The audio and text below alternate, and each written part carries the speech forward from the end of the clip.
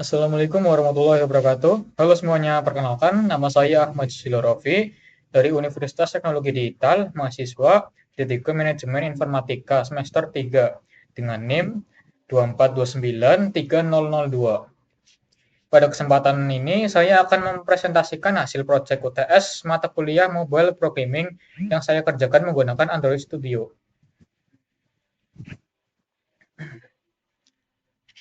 Pada presentasi ini, saya akan menjelaskan mulai dari struktur project, fungsi setiap folder, proses kerja aplikasi, hingga penjelasan fitur yang sudah saya bangun dengan begitu alurnya jelas mulai dari fondasi aplikasi sampai tampilan akhirnya. Yang pertama yaitu saat membuat aplikasi Android, hal yang pertama yang kita lihat adalah struktur proyeknya ya. Struktur ini sebenarnya sangat penting karena menentukan bagaimana logika aplikasi, file tampilan, database, dan sumber daya lainnya saling terhubung. Struktur utama project saya berada di dalam folder app. Di dalam folder ini terdapat beberapa subfolder inti yang masing-masing punya peran berbeda. Untuk folder manifest yaitu ada di sini terdapat file bernama Android Manifest XML. Fungsinya seperti identitas sekaligus peta penting untuk aplikasi Android.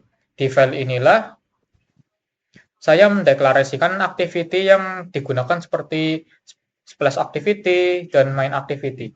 Selain itu, file ini juga digunakan untuk menentukan halaman pertama yang akan dijalankan ketika aplikasi dibuka. Dalam kasus project ini, halaman pertama atau launcher activity yang saya daftarkan adalah splash screen activity.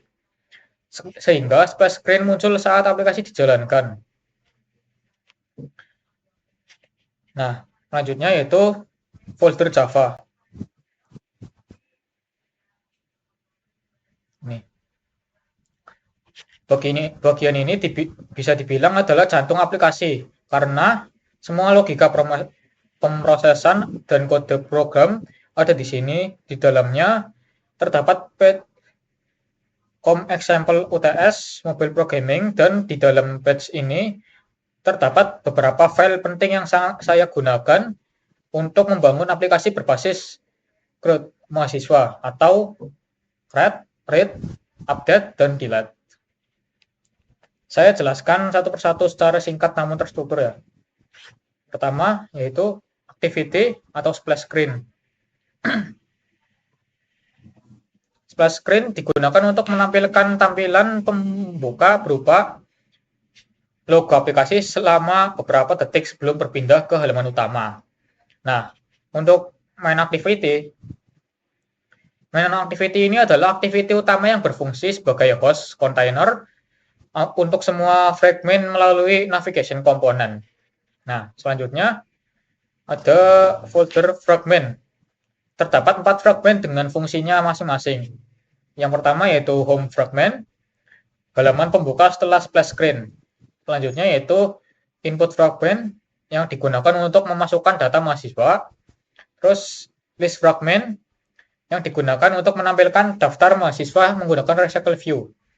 Yang selanjutnya yaitu edit fragment, digunakan untuk mengedit atau memperbarui data mahasiswa. Selanjutnya ada database dan model. Untuk penyimpanan data, saya menggunakan room database, dan struktur komponennya terdiri dari mahasiswa,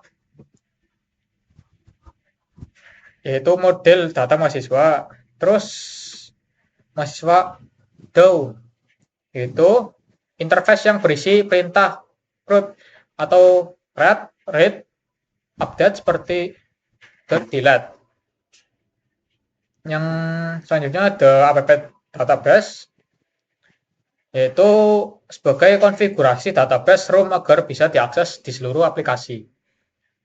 Nah, di sini juga ada adapter ya, yaitu adapternya ada mahasiswa adapter. File ini menghubungkan data mahasiswa ke recycle view sehingga data dapat ditampilkan dalam format card list yang rapi. Folder di bawahnya ada Android test, yang pada project ini masih default, fungsinya untuk pengujian automated testing. Selanjutnya yaitu folder res atau resource. Di sini folder ini menyimpan semua elemen tampilan yang digunakan aplikasi. Isi di dalam folder ini sangat penting untuk tampilan visual aplikasinya. Strukturnya seperti berikut, yaitu drawable, berisi icon edit, delete, background, input, dan file logo aplikasi. Selanjutnya yaitu the layout, yang berisi file XML yang digunakan untuk mendesain tampilan setiap halaman, yaitu ada activity main XML, activity splash XML, fragment edit XML, fragment home XML, fragment input XML, fragment list XML, dan item mahasiswa XML. File item mahasiswa XML ini yang saya gunakan sebagai desain untuk setiap item mahasiswa recycle view. Ini ya. Nah.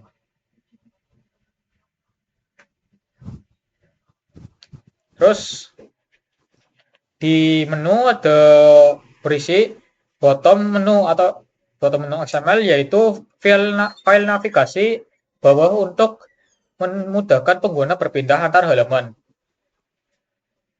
Nah, ini.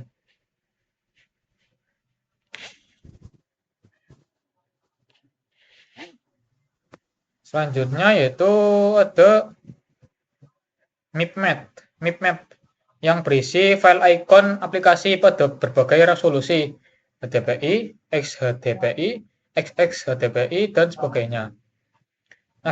Selanjutnya ada navigation. Navigation ini di dalamnya ada file nav graph XML. File ini sangat penting karena mengatur jalur perpindahan fragmen, termasuk action ke fragment edit, input, dan list. Untuk values, di dalamnya berisi beberapa file pendukung tampilan seperti string XML, dan ini string XML untuk teks tampilan, color XML untuk tema warna, dan themes ini yaitu untuk mengatur gaya tampilan aplikasi.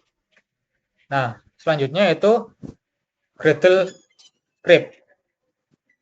Bagian terakhir ini digunakan konfigurasi untuk konfigurasi dependensi termasuk room database, navigation komponen, dan library lainnya agar aplikasi dapat berjalan dengan baik. Selanjutnya, mari kita coba run ya.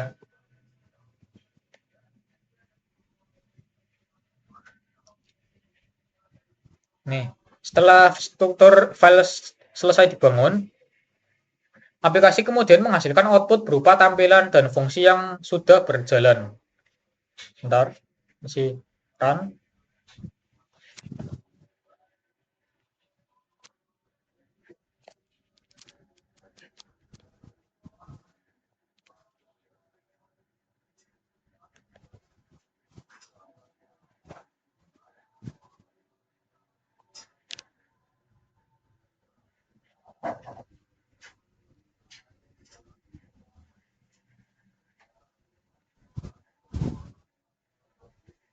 Nah,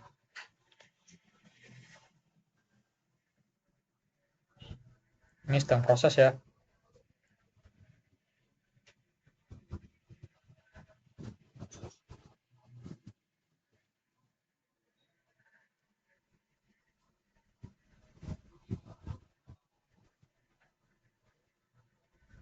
Oh, nah ini.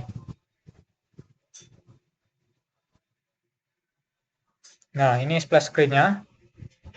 Nah, saat aplikasi dibuka, pengguna akan melihat tampilan splash screen yang menampilkan logo aplikasi. Jadi yang seperti ini memberikan kesan lebih profesional sekaligus mempersiapkan inisialisasi program. Selanjutnya ada menu home ini, yaitu setelah splash screen selesai, pengguna diarahkan ke halaman home yang ini. yang tampilannya sederhana namun informatif, bisa ditambahkan data atau apa gitu. Terus di bagian bawah terdapat bottom navigation menu untuk mempermudah navigasi antar fitur. Nah, ini ya. Nah, kita masuk ke menu input data. Pada menu input, pengguna bisa memasukkan data mahasiswa seperti nama mahasiswa,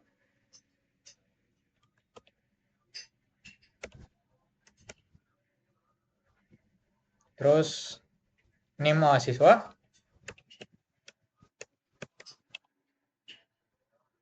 selanjutnya ada jurusan atau prodi,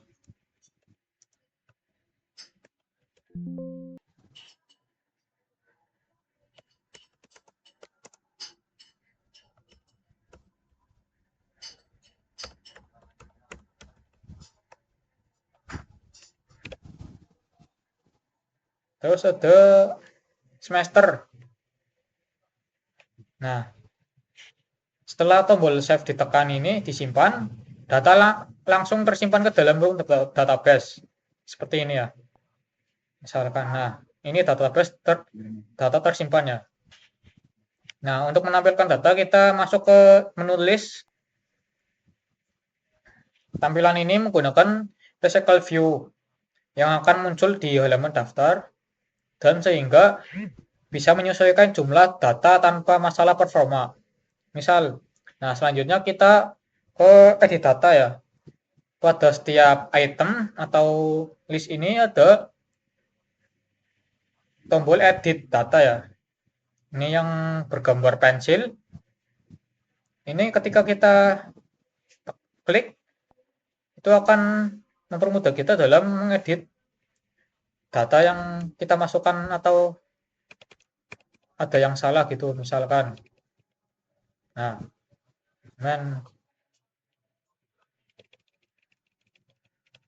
misalkan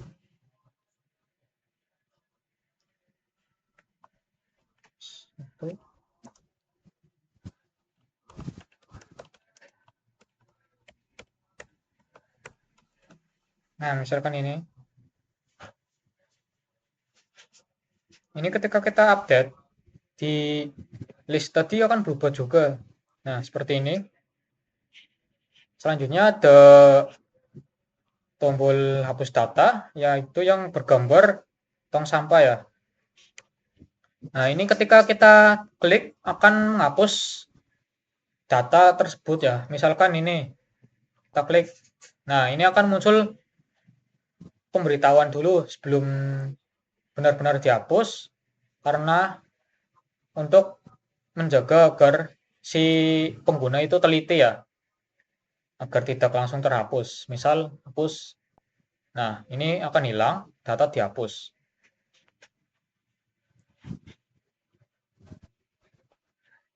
Nah, melalui project ini saya mempelajari bagaimana mengintegrasikan fragmen physical view, adapter, dan room database, navigation, komponen, dan UI XML menjadi satu aplikasi yang berfungsi penuh. Aplikasi ini sudah memenuhi konsep CRUD dan seluruh fitur berjalan lokal dengan penyimpanan permanen meskipun aplikasi ditutup.